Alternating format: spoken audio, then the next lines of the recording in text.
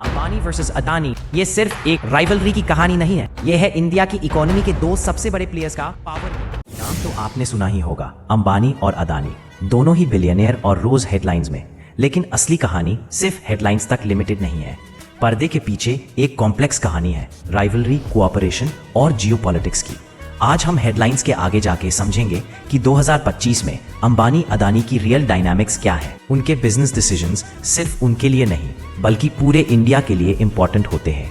Fuel retailing, power, telecom और retail shopping. जब अंबानी या अदानी कोई मूव करते हैं तो उसका असर आम आदमी तक आता है।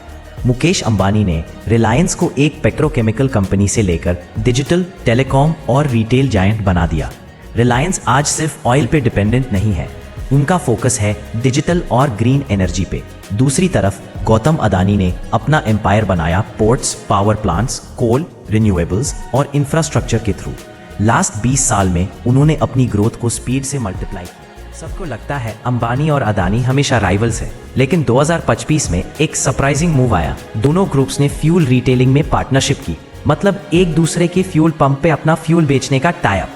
इससे दोनों की नेटवर्क रीच और कॉस्ट एफिशिएंसी दोनों बढ़ेगी। फ्यूल रिटेल एक स्केल का बिजनेस है, ज्यादा पंप्स, बेटर लॉजिस्टिक्स और कम कॉस्ट। रिलायंस के लिए ये अपने रिटेल और डिजिटल इकोसिस्टम को और स्ट्रॉन्ग करने का तरीका है। अडानी के लिए ये अपने एनर्जी और लॉजिस्टिक्स एसेट्स को डायरेक्ट कंज्यूमर तक ले आने का चांस है, मतलब कंपटीशन के साथ साथ सिलेक्टिव कोलैबोरेशन भी।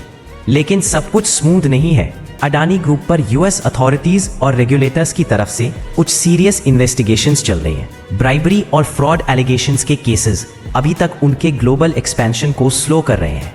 इस वजह से फॉरेन इन्वेस्टर्स कॉशियस। ओवरहैंग का डायरेक्ट इम्पैक्ट है बोरोइंग कॉस्ट पे, इंटरनेशनल पार्टनरशिप्स पे और इन्वेस्टर ट्रस्ट पे। रिलायंस के लिए ये एक मौका भी है, जहां अदानी स्टक होते हैं वहां रिलायंस अग्रेसिवली मूव कर सकता है। लेकिन दोनों के लिए ऑप्टिक्स और रेगुलेटरी इमेज मैनेज करना जरूरी है। फिर भी अदानी ग्रुप इंडिया के अंदर नए प्रोजेक्ट सिक्योर करता जा रहा है। 2025 में उन्होंने बड़े कोल पावर प्लांट्स के कॉन्ट्रैक्ट्स और नए माइनिंग अप्रूवल्स लिए। इंफ्रास्ट्रक्चर और एनर्जी सेक्टर में अदानी की प्रेजेंस और ज्यादा कंसोलिडेट हो गई है। अंबानी मीनवाइल अपनी कंपनी को ऑयल और पेट्रोकेमिकल से आगे ले जा रहे हैं। रिलायंस का फोकस है टेलीकॉम, डिजिटल रिटेल और ग्रीन फ्यूल्स, मतलब उनका बिजनेस मॉडल अब कमोडिटी साइकिल पे कम डिपेंड है और ज्यादा डाइवर्सिफाइड है। इंडिया के लिए इसका मतलब है फास्ट इंफ्रास्ट्रक्चर ग्रोथ, ज्यादा जॉब्स और बेटर सर्विसेज। लेकिन एक कंसर्न भी है, जब एक इकोनॉमी सिर्फ कुछ ही मेगा ग्रुप्स के हाथ में ज्यादा कॉन्सेंट्रेट हो जाती है तो कंपटीशन और ट्रांसपेरेंसी पे सवाल उठते हैं। पॉलिसी मेकर्स के लिए बैलेंस बनाना सबसे बड़ी चैलेंज है। तो दोस्तों, अंबानी और अडानी सिर्फ दोस्त या दुश्मन नहीं है, वो स्ट्रेटेजिस्ट है जो सिचुएशन के हिसाब से कोलैबोरेट भी करते हैं और कम्पीट भी करते हैं। उनके मूव्स आने वाले सालों में इंडिया की इकोनॉमी को शेप करते रहेंगे। हेडलाइंस के पीछे असली स्टोरी यही है। अगर आपको ये ब्रेकडाउन पसंद आया हो तो लाइक, शेयर और सब्सक्राइब जरूर करें।